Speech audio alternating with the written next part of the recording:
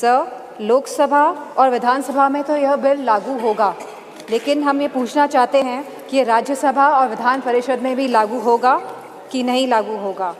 13 साल से यह बिल अटका हुआ था सर, और लगभग 1 दशक पूरा होने जा रहा है भाजपा की सरकार को, और इस 1 दशक में जब लगभग पूरा होने जा रहा है तब इस सरकार को महिलाओं की याद आई है। तो आखिर क्यों, जब यह 10 वर्ष पूरे होने जा रहे हैं सरकार को, तो महिलाओं की याद आई है अब?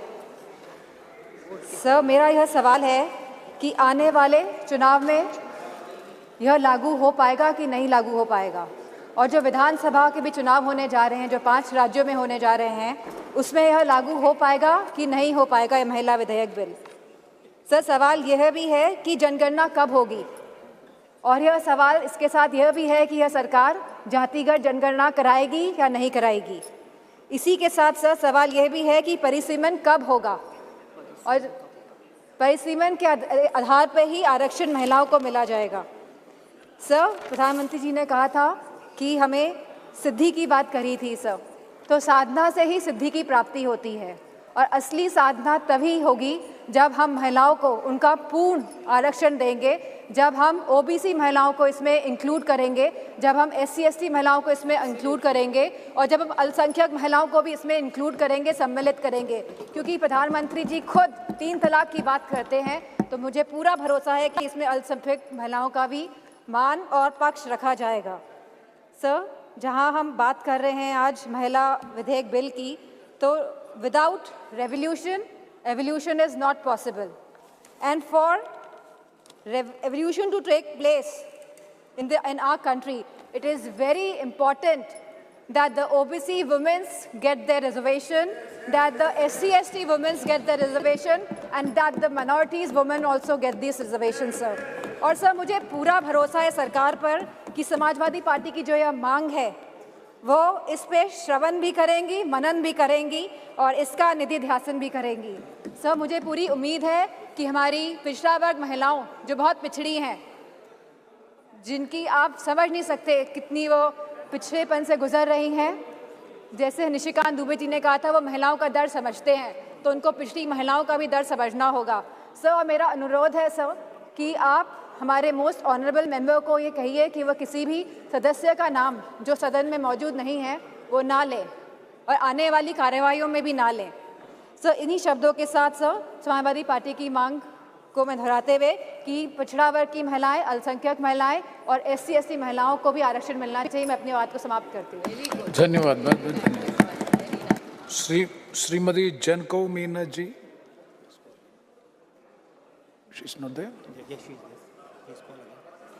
श्रीमती जनकौ मीना जी। बहुत बहुत धन्यवाद माननीय सभापति जी। आज मैं अति महत्वपूर्ण बिल जो नई संसद में पहला बिल पेश हुआ, महिला शक्ति वंदन अधिनियम 2023, हृदय से भी बोल रही थी, और डिम्पल यादव ने मुस्लिम महिलाओं को भी आरक्षण मिले ये मांग उठा दी है।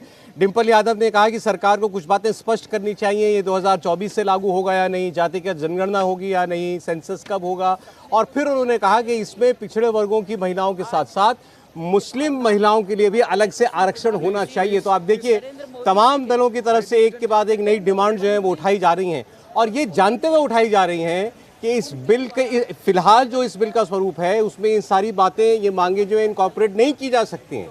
और वो ये जब वो ये कहते हैं कि तुरंत क्यों नहीं दे रहे हैं, तो फिर साथ में ये मांग जोड़ने के बाद ये भूल जाते हैं कि भाई अगर उनकी मांग पूरी करेंगे तो और कितना वक्त लगेगा। साथ साथ ये भी दावा किया जा रहा है कि ये जो सरकार जो ये बिल लेकर के आई है इस पर जो है बहुत विचार नहीं किया है। देवेंद्र, ये भी कुछ लोग कह रहे हैं कि भाई इस चर्चा हमसे कर लेते, हम बता देते, और वैसी चर्चा अगर सौरभ होती तो वही अटकाने भटकाने और लटकाने के अलावा इसमें और कुछ हो नहीं सकता। जैसे अमेंडमेंट भी दिए गए कल, और आज जो बयानों में आपको दिख रहा है कि कैसे कैसे अमेंडमेंट दिए गए हैं, आप अंदाज़ा लगाइए कि धर्म के आधार पर अगर आप आरक्षण देने की बात करें, क्या वो ये संभव रहेगा, और वो संविधान सम्मत है, वो संविधान के हिसाब से होगा। तो इन परिस्थितियों में समझा जा सकता है कि इन दलों की मंशा एक्चुअली कहाँ है, कहीं पे निशाने, कहीं पे निगाहें, कहीं पे निशाना का जो कहावत कहा जाता है वो पूरी तरीके से चरितार्थ होता नजर आ रहा है कि क्योंकि महिलाओं का वोट अगले लोकसभा चुनाव के हिसाब से भी हम समझ सकते हैं कि कितना अहम है। और प्रधानमंत्री नरेंद्र मोदी के अगर पिछले वोट परसेंटेज की बात करें सौरभ, तो तकरीबन 36% महिलाओं ने वोट उनको किया था। तो उन परिस्थितियों में निश्चित तौर पे ये कोशिश है सभी दलों को कि ऐसा ना हो कि महिला आरक्षण के नाम पे वो एक सेंटिमेंट क्रिएट करें और ये परसेंटेज बहुत ज़्यादा बढ़ जाए और वहाँ पर फिर अलग अलग सेक्शन के मार्फत ऐतराज़ करने की कोशिश की जा रही है। लेकिन सबसे दिलचस्प उसमें जो तस्वीर साफ होगी वो ये कि गृहमंत्री अमित शाह जब लोगों को बताएंगे सेंसस और डिलिमिटेशन वाली मजबूरी, वो बहुत अहम रहेगा। बाकी तर्क को आप देखें तो वो बहुत ज़्यादा ज़मीन पे टिकता हुआ नज़र नहीं आ रहा है, लेकिन इस बात को लेकर अपोजिशन बहुत आसानी से भ्रम फैला सकता है। और लगातार नेताओं की जैसे बयानबाजी आप देख रहे हैं अपोजिशन के नेताओं की, वहाँ पर सत्ताधारी पक्ष के लिए बड़ी चिंता की बात है कि इस भ्रम को भ्रम ना रहने दें, उसको क्लियर कर दें और उसी हिसाब से गृहमंत्री अमित शाह शाम में बयान देने वाले हैं। नहीं, लेकिन सौरभ जी, एक बड़ी महत्वपूर्ण बात आप देखिए इस अलायंस में एक जो चीज़ होती है ना कि अपना अपना वाला वोट बैंक कैसे बना लें। तो समाजवादी पार्टी ने बढ़त ले ली। मुस्लिम आरक्षण को लेकर अब तक किसी ने इस तरह से, मेरी ध्यान में नहीं, अगर इसके पहले कोई बोला हो तो मुझे नहीं ध्यान में है, लेकिन डिंपल यादव ने जिस तरह से मुस्लिम आरक्षण की बात की, ये दूसरे उन्हीं के सहयोगियों के लिए चुनौती बनेगा। क्योंकि वो सारे लोग अभी तक कह रहे थे ओबीसी नहीं हुआ, ये नहीं हुआ।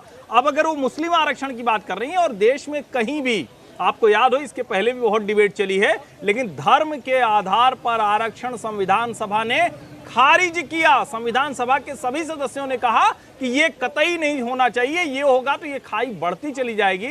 लेकिन अपना वोट बैंक पहले दुरुस्त रहे, ये महिला आरक्षण बिल आए या ना आए, क्योंकि ये सब करने का मतलब है कि आप उसको और धकेल देंगे, आने वाला नहीं है, टल जाने वाला है। लेकिन अपना अपना वाला वोट बैंक वो दुरुस्त कर लिया जा रहा है। इसमें ओबीसी साहब ने भले ही मुस्लिम आरक्षण की बात की है, लेकिन अखिलेश जी के जो ये हैं मैडम डिंपल यादव, उन्होंने जिस तरह से जिक्र किया है वो उत्तर प्रदेश में आप देखिए ना कि उससे कांग्रेस को बाहर कर दिया उस लड़ाई में, जिसका वो जिक्र करके अपना पॉलिटिकल वोट बैंक उन्होंने बना लिया है कि मुस्लिम वोट बैंक। आपने बड़ी अच्छी बात छेड़ दी। यूपी में तो लड़ाई उनकी और कांग्रेस की मुसलमान वोट की चल रही है। इंडिया टीवी हर वक्त हर जगह डाउनलोड करने के लिए सर्च करें India TV news Google play store या ऐप स्टोर पर।